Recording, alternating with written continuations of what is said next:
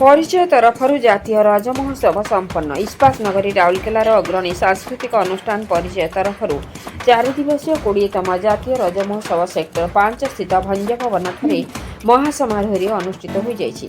ପରିଚୟର ମୁଖ୍ୟ ପଞ୍ଚାନନ ପାତ୍ରଙ୍କ ପ୍ରତ୍ୟକ୍ଷ ତତ୍ତ୍ୱାବଧାନରେ ଆୟୋଜିତ ଏହି କାର୍ଯ୍ୟକ୍ରମରେ ବିଭିନ୍ନ ବର୍ଗର ପ୍ରତିଯୋଗୀଙ୍କ ମଧ୍ୟରେ ଓଡ଼ିଶୀ, ସମ୍ବଲପୁରୀ, ରାଜସ୍ଥାନୀ ଏକକ ଓ ଗ୍ରୁପ୍ ନୃତ୍ୟ ପ୍ରତିଯୋଗିତା କରାଯାଇଥିଲା।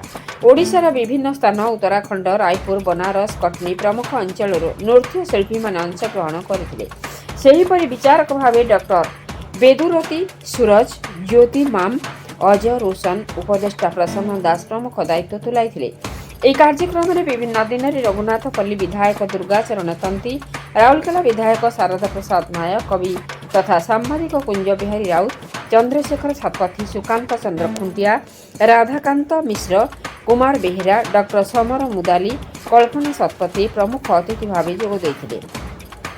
ଅତିଥିମାନେ ସେମାନଙ୍କ ବକ୍ତବ୍ୟରେ ଗଣପର୍ବ, ରଜ, ପରମ୍ପରା, ସଂସ୍କୃତି ଓ ଏହି ପର୍ବର ଆଭିମୁଖ୍ୟ ସମ୍ପର୍କରେ ବକ୍ତବ୍ୟ ରଖିଥିଲେ।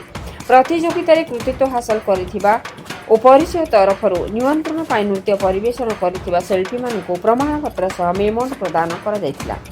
ଏହି କାର୍ଯ୍ୟକ୍ରମ ପରିଚାଳନାରେ ଗାୟତ୍ରୀ ବିଶୋଇ, ଜନ୍ମେଜୟ ମହାନ୍ତି, ତୃପ୍ତିଲତା ଶତପଥୀ, ଦେବସ୍ମିତା ପଟ୍ଟନାୟକ, ଅନ୍ମେଷା ନାୟକ, ସୋନାଲି, ଅଜୟ, ଲକ୍ଷ୍ମୀକାନ୍ତ ପଟ୍ଟନାୟକ, ଅଭିଜିତ ସାହୁ, ପ୍ରତ୍ୟୁଷ ସନ୍ତୋଷ, ପଞ୍ଚାନନ ପ୍ରମୁଖ ସହଯୋଗ କରିଥିଲା ବେଳେ ଶେଷରେ ମୁଖ୍ୟ ପଞ୍ଚାନନ ପାତ୍ର କୃତଜ୍ଞତା ଓ ଧନ୍ୟବାଦ ଜଣାଇଥିଲେ।